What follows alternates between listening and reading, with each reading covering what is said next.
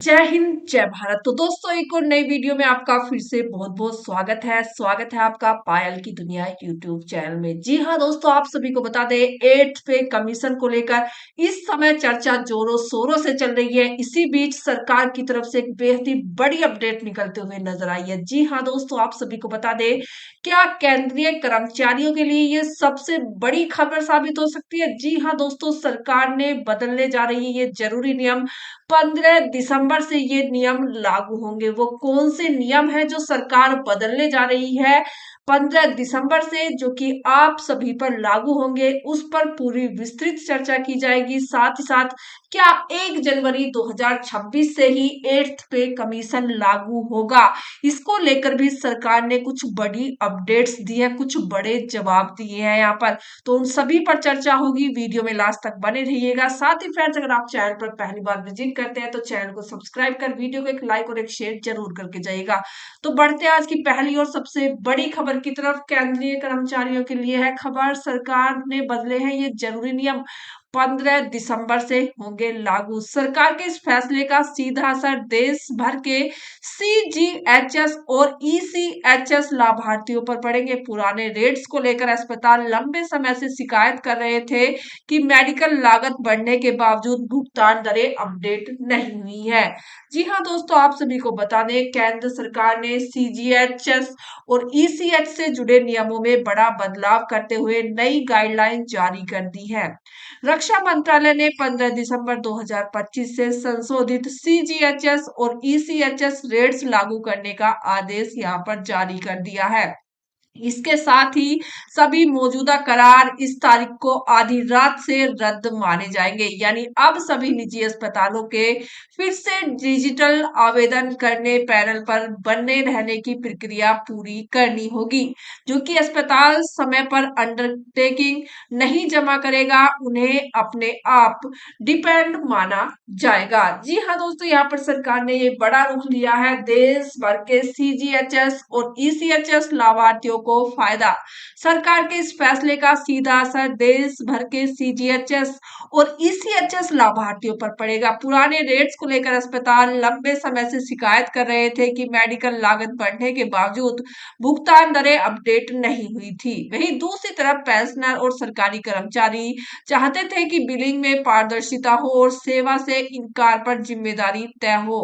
इसलिए नए नियम खर्चों में एक रूपता लाने, डिजिटल क्लेम प्रोसेस को बेहतर बनाने और अस्पतालों की जवाबदेही बढ़ाने के उद्देश्य से लाए गए हैं। यानी यहाँ पर अब केंद्रीय कर्मचारियों के लिए ये बेहद ही बड़ी खुशखबरी है कि यहाँ पर सरकार अब अपना रुख बदल रही है।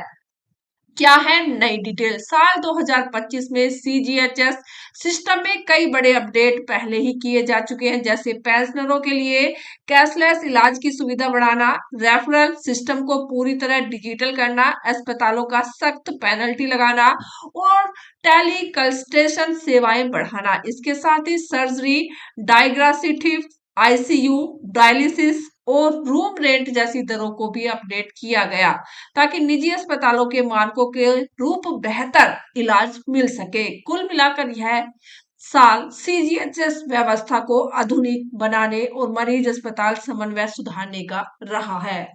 यानी सरकार चाहती है कि जो सीजीएचएस है उसको सुधारा जाए और जो पेंशनर्स है, जो कर्मचारी हैं, उनको यहाँ पर अच्छा इलाज दिया जा सके।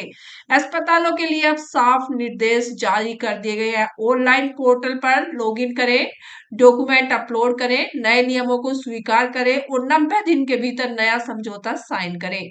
ऐसा नहीं करने पर वे पैनल से बाहर हो जाएंगे। लाभार्थियों के लिए इसका मतलब है कि सेवाएं जारी रहेंगी, लेकिन कुछ अस्पताल अस्थायी रूप से पैनल से बाहर हो सकते हैं, जिससे थोड़ी दिक्कत आ सकती है। हालांकि नए रेट्स और डिजिटल सिस्टम में आने वाले समय में कैशलेस इलाज और क्लेम सेटलमेंट पहले से ज्यादा सुगम होने की उम्मीद यहाँ पर जताई जा रही है।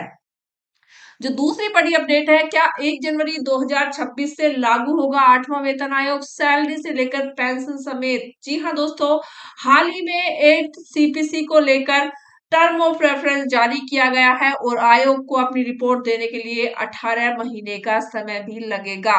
विशेषज्ञों का मानना है कि रिपोर्ट आने के बाद ही सरकार अंतिम फैसला लेगी। जी हाँ दोस्तों, केंद्रीय कर्मचारी और पेंशनर के लिए 8 सीपीसी कमीशन कब से लागू होगा? क्या उन्हें 1 जनवरी 2026 से एरियर मिलेगा? या इस बड़े सवाल का अभी तक कोई स्पष्ट जवाब नहीं आया है।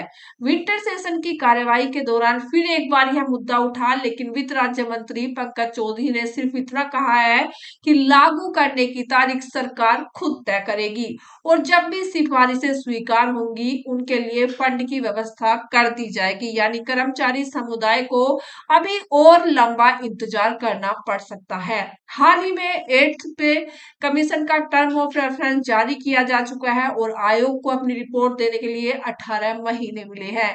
विशेषज्ञों का मानना है कि रिपोर्ट आने के बाद भी सरकार अंतिम मंजूरी देने में 3 से 6 महीने लगा सकती है। यानी जिस प्रकार से कहा जा रहा है कि 2029 तक 8th पे कमीशन मिलेगा, ऐसा भी हो सकता है। अभी को बता दें अब नई क्या डिटेल निकल कर आई है। पिछले पे कमीशन का रिकॉर्ड देखें तो सरकार ने हमेशा पिछली अवधि से वेतन और भत्तों का एरियर दिया है। जैसे 7th पे कमीशन जून 2016 में लागू हुआ, लेकिन एरियर 1 जनवरी 2016 से ही मिलने लगा। इसी तरह 6th सीपीसी अगस्त 2008 में लागू हुआ, मगर एरियर जनवरी 2006 से ही दिए गए। इसी इतिहास के आधार पर कई कर्मचारी संगठनों का मानना है कि इस बार भी सरकार को तकनीकी रूप से 1 जनवरी 2026 से ही एरियर देने चाहिए। All India NPC employees federation के राष्ट्रीय अध्यक्ष मनजीत सिंह पटेल का कहना है कि जैसा पहले होता आया है उसी हिसाब से एरियर 1 जनवरी 2026 से मिलना चाहिए। हाँ, सरकार एचआरए का एरियर नहीं देती, इससे उसका खर्चा काफी कम हो जाता है। तो यहाँ पर सभी का मानना है कि एरियर 1 जनवरी 2026 से ही मिलना चाहिए। जी हाँ दोस्तों, पटेल ने उदाहरण देकर कहा कि एक कर्मचारी जिसकी सैलरी 76,000 रुपए 500 रुपए है, 8th सीपीसी लागू होने पर एचआरए का एरियर में शामिल करने से सरकार को लगभग 18,360 रुपए प्रति माह की बचत होती है। लेकिन कर्मचारी समुदाय को लंबे समय से यह मांग की जा रही है कि एचआरए पर भी एरियर दिया जाए ताकि वेतन संरचना पूरी तरह से संतुलित रहे।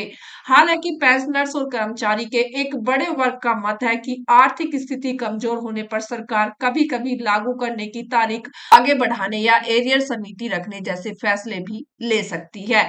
तो आपका इसको लेकर क्या राय है? क्या एरियर 1 जनवरी 2026 से ही दिया जाए जैसा हर बार किया जाता है, जैसा हर बार जब कमीशन लागू होता है जब से किया जाता है 8th सीपीसी लागू होगा उसके अंदर भी ऐसा हो जैसा 7th सीपीसी के अंदर हुआ? तो प्लीज कमेंट करके हाँ जरूर लिखिएगा।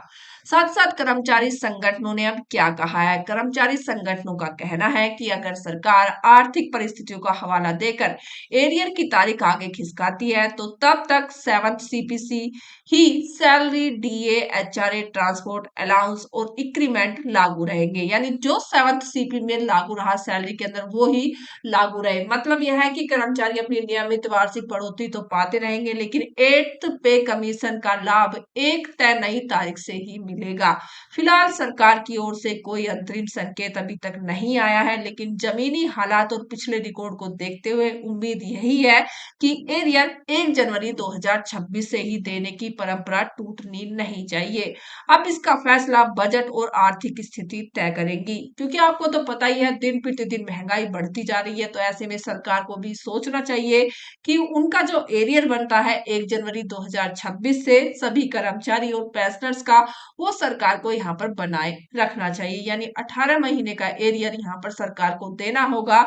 जब यहाँ पर टीआरए घोषित कर दिया है तो उसकी जिस तरह से पहले से जो उम्मीदें चली आ रही हैं सभी कर्मचारी और संगठनों की, तो उसी पर सरकार यहाँ पर टिकती हुई नजर आए, यही सभी का मानना है। तो ऐसे में आपकी क्या राय है? कमेंट कीजिएगा, वीडियो को एक लाइक और एक शेयर जरूर करके जाइएगा, चैनल को सब्सक्राइब कर लीजिएगा, क्योंकि अगर कोई भी बड़ी अपडेट आती है तो वो सबसे पहले आपको हमारे चैनल के माध्यम से दी जाएगी। तो मिलते हैं नेक्स्ट वीडियो में नई खबर के साथ। जय हिंद, जय भारत।